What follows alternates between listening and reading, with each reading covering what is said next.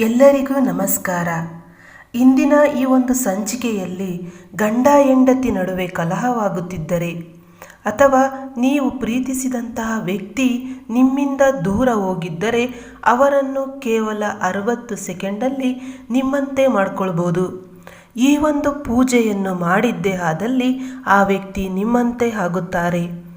ಇದನ್ನು ಹೇಗೆ ಮಾಡಬೇಕು ಮತ್ತು ಯಾವಾಗ ಮಾಡಬೇಕು ಎಂದು ತಿಳಿಯೋಣ.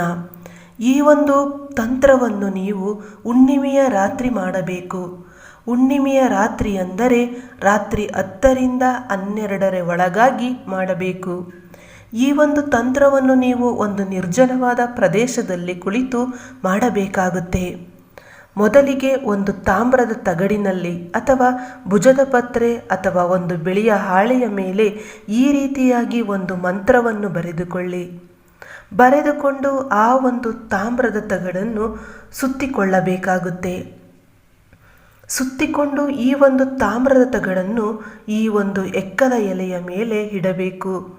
ಇಡುವಾಗ ಆ ಒಂದು ಎಕ್ಕದ ಎಲೆಯ ಮೇಲೆ ಈ ಒಂದು ಚಕ್ರವನ್ನು ರಚಿಸಬೇಕು. ರಚಿಸಿ ಆ ಒಂದು ತಾಮ್ರದ ತಗಡನ್ನು ಇಡಬೇಕಾಗುತ್ತೆ. ಇಟ್ಟು ಈ ಒಂದು ಮಂತ್ರವನ್ನು ಪಠಿಸಿ.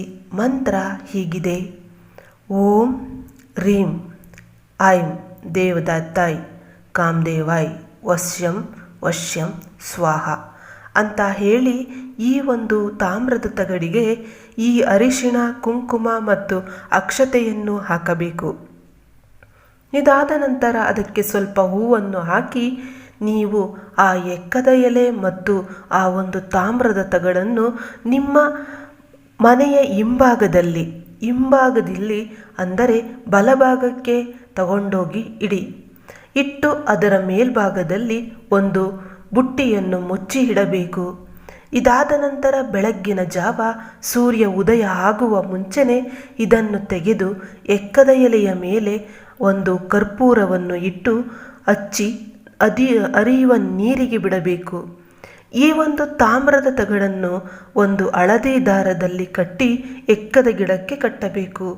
ಹೀಗೆ ಮಾಡಿದ್ದೇ ಆದಲ್ಲಿ ನೀವು ಇಷ್ಟಪಟ್ಟ ವ್ಯಕ್ತಿ ನಿಮ್ಮಂತೆ ಆಗುತ್ತಾರೆ.